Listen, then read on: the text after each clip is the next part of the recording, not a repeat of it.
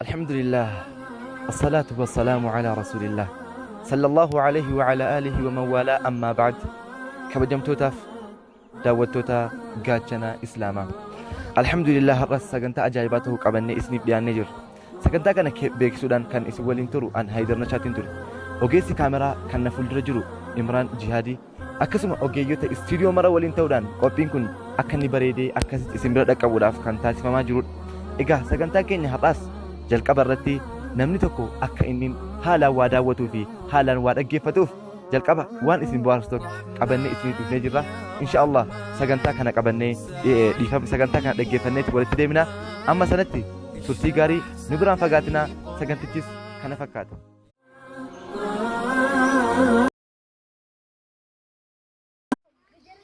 Kabajamtootaa fi daawwattoota qophii gaachana islaamummaa, egaan hadhas sagantaa ajaa'ibaa tokko sagantaadhuma bohaartii guyyaa jumaa keenya hadhaatii wal qabatee sagantaa tokko qabadhee isiniif dhiyaadhee jira. Inni kunis keessummaa ajaa'ibaa tokko qabadhee isiniif dhufee jira. Keessummaan kakoo kun keessummaa biyya isaatiif ganaa gaachana fuulduratti ta'uudhaa danda'u, keessummaa biyya isaatiifis amantaa isaatiifis dhaabbata jennee inshaallah yoo rabbi jedhe gara fuulduraatti nama cimaa kan ta'u tokkoon qabadhee isiniif dhufeetiin jira. Keessummaan kun nama baay'ee umriidhaan jaareedha. Inshaallah waa hundumayyuu kan waliin daawwannu ta'a, nu waliin tura. Assalaamu alaikum wa rahmatullahi wa barakaatu. Inshaallah xiqqoo sagalee kee ol fuudhi. Mee jalqaba irratti daawwattoota keenyaan wal barraa maqaan kee eenyudha? Arafaat. Yaa Allah, Arafaat nuun jedhe. Arafaat jechuun egaa hiika isaas dhuma irratti kan waliin ilaallu ta'a. Mee gaaffii tokko tokko si gaafachuudhaaf itti qophooftee? Masha Allah, itti qophaa'eera jedha. Mee gaaffii kana kan waliin ilaallu ta'a. Gaafa dhalatti umriin kee meeqa ture? Gaafa dhalatti umriin kiyya tokko ture jedha. Ishi mee gara gaaffii amantaa shari'aatiin wal qabatiin darbaa. Mee Nabi Muhammad nabiyyi meeqaffaadha? Ganaa Nabi Muhammadiin booda nabiyyi meeqa dhufuudha jiraata? Nabiyyi lama dhufuudha jiraata jedha. Ishi deebisaa booda kan waliin ilaalata. Ammas ati walumaa galatti ija meeqa qabda? Ija meeqa qabda walumaa galatti? Ija lama qaba. Lakkoofsa nutti agarsiisuu dandeessaa?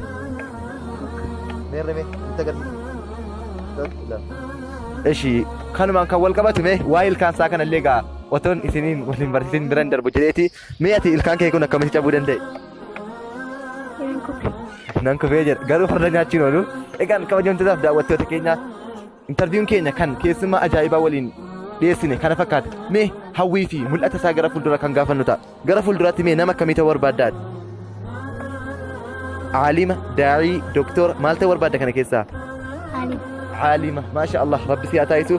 Walumaan nama aalima ta'ee biyya keenyaaf bu'aa guddaa buusu kan rabbi nu haa taasisu jenna. Gara keessummaa biraatti dabarfanna qaba. Egaan gaachanni islaamummaa chaanaaliin keessan, chaanaaliin keenya, maatii keenya waliin ta'uudhaan akkasitti bareedee miidhagee kan isin bira dhaqqabuudha. Ittiin bu'aaraa irraa waa barachuunis chaanaalii keenya kan adda isa taasisu keessaa isa guddaadha. Kana malees seenaan biyyoota keenyaa seenaa tokko tokko ustaazota isin beektan munshidoota garaagaraa qabannee isinii wal barsiisuudhaafis amma humni keenya danda'een isin waliin jiraachuudhaaf qophiidha. Isinis chaanaalii keenya saabskraayibii fi chaanaaliif koomentii laayikii sheerii irratti dhangalaasuu nu jalaa of hin qabinaa, nutti hin dhiphatinaa isiniin jenna kabajamtootaaf daawwattoota keenya. Sagantaan keenya ammallee hin dhumne, sagantaa biraas qabannee jirra. Inshaallah kanatti aansuudhaan sagantaa sana otoon isiniif hin dhiyeessin dura al tokko tokko maal jedhu ulamoonni biyya keenyaa yeroo dubbatan, namni tokko wal kunuunsuudhaaf anumaaf isin yoo hin ta'in nama biraa alaa barbaaduu hin qabnu. Diiniin keenyas anumaaf si qaba, amantaan keenyas anumaaf si qaba. Oromummaa fi gootummaan biyya keenyaa, seenaa ulamoota keenyaa dubbannee, seenaa hayyoota keenyaa dubbannee kaasnee yoo dubbannes innis anumaaf si qaba. Kanaaf sagantaa san daawwannee walitti deebina. Turtii gaarii.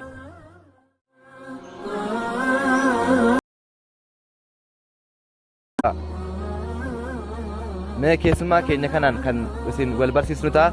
Mee obboleessa kiyyaa jalqaba irratti maqaa kee irraan kan kanu ta'a. Maqaan keenyudha? Maqaan koo Umar Kadir. Umar Kadir, maasha Allah. Umaruma khulafaa ar-raashidiin kana rabbi si haa taasisu jenna. Mee ati akkuma isaatti gootummaa qabdaa? kanatti gootummaa horachuuf hawwiin qaba garuu amma of hin beeku. Maashaallah ofiin beeku jedha. Inshaallah gara fuulduraatti nama akka isaa akka taatu islaamummaan waan guddaa sirraa eega biyyi waan guddaa sirraa eega. Kanaafuu jabaattee qaraatee barattee akka isaa akka taatu waan sirraa eegamuun du'aa waliin baachuu qabdan siin jedha. Mee jalqaba irratti gama gaachana islaamummaa dhuftee akka uummata keenya wal baruudhaaf gammachuu akkamitti sitti dhaga'ama? Gammachuu guddaa natti dhaga'ama. Maashaallah mee tokko lama jennee gaaffii keenya samma kan eegallu ta'a. Mee jalqaba irratti Nabi Muhammadiin booda nabiyyi meeqa dhufuudhaa jiraata? Nabi Muhammadiin booda nabiyyiin dhufuudhaa jiraatu hin danda'amu. Nabiyyiin Nabi Muhammadiin booda hin jiru. Sababni isaas? Sababni isaas laa nabiyya baadii waan inni jedhee. Maashaallah. Egaan kanaafiyyuu jennaan Nabi Muhammadiin booda nabiyyi hin jiru jechuudha. Egaan limaadha khalaqana Allah?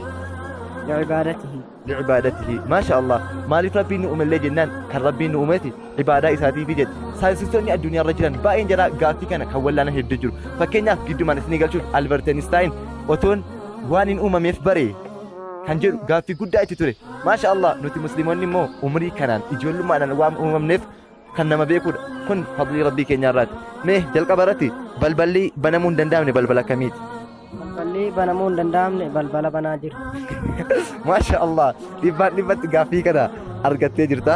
Mee ijji kee guyyaa meeqa fa'aa wal argee jira? Ijji kee guyyaa meeqa wal argee jira? Ijji koo guyyaa tokko iyyuu wal argee jira. Sababni isaas? Sababni isaas ijji waliin argu. Sababni isaas ijji waliin argu jira. Egaan gaaffiin keenya ammas akkuma itti dhufeetti jira. Walumaa galatti Masha Allah. Egaan kabajamtootaaf daawwattoota qophii keenya sagantaan keenya kan isin hanga ammaatti daawwattan ture inshaallah. Egaan ergaa gabaabaa mee maal qabdu jetta dargaggeessa ati tokkoffaa Masha Allah darasaadhasi umriin kee meeqa? Umriin koo 32. Waggaa 32 jedha. Waggaa 32 keessaa gaafa dhaltu umriin kee waggaa meeqa ta'a? Gaafa dhaladhu umriin koo waggaa 5 moo? Waggaa 5 jira. Walumaa galatti gaa inshaallah mee gama haqiiqaa umurii keetti deebina mee qabee umuriin kee haqiiqaan? Haqiiqaan isaa 13 natti fakkaata. Masha Allah ummata islaamaatiif mee gara fuulduraatti waan akkamii gochuu kaayyoo qabdu?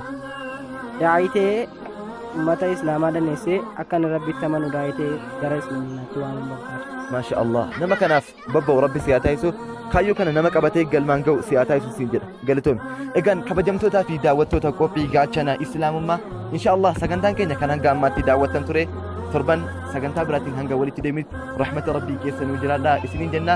Assalaamu alaykum wa rahmatullaahi wa barakaatuh.